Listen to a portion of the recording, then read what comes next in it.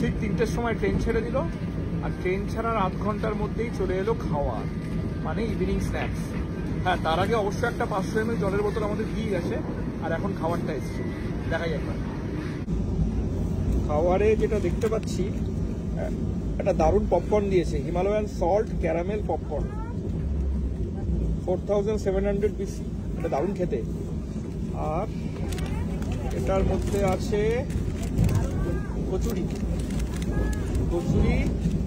এখানে একটা cheese sandwich, veg কিন্তু চিজ স্যান্ডউইচ।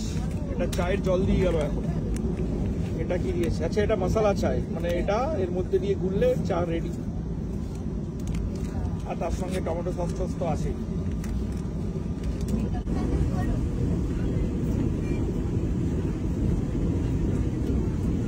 গরম, একদম গরম বেরোচ্ছে।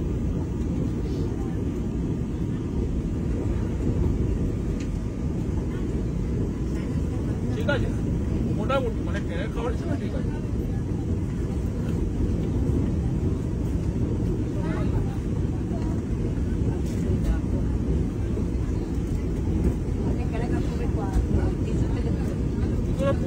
অল্প।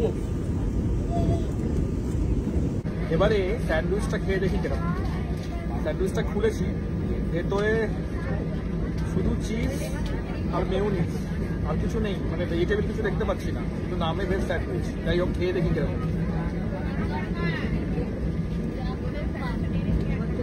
না, এটা খাওয়া যাবে না, এটা খাওয়া যাবে না, মানে আমি খেতে পারবো না, ভালো লাগছে না, জঘন্য। এই হলো মশলা চায়, পাতাটা কেটে নিয়েছি, আর এবারে ঢালছি।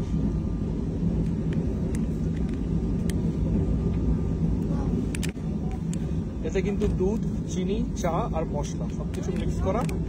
এটা খালি ঢেলে নিয়ে গুলে নিতে হবে, তাহলে কিন্তু একবারে রেডি।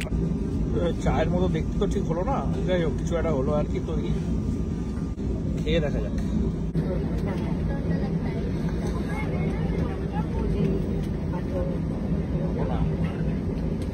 ভালো না, খুব মশলার চড়া গন্ধ বেরোচ্ছে। এভাবে খাওয়া যায়, চা দিয়ে এভাবে খাওয়া যায়?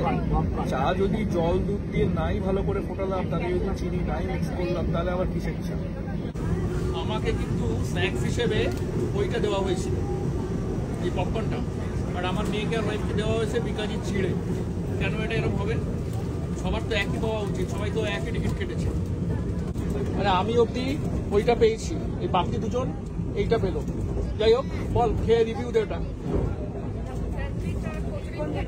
এটাই ভালো খেতে, মানে ভালো হয়েছে, ওটা দিয়েছে, এটাও ভালো হবে, এটা জানি কেরকম খেতে। হ্যাঁ, এটাও ভালো হবে। হ্যাঁ, আর স্যান্ডউইচ আর কচুরিটা জঘন্য ছিল।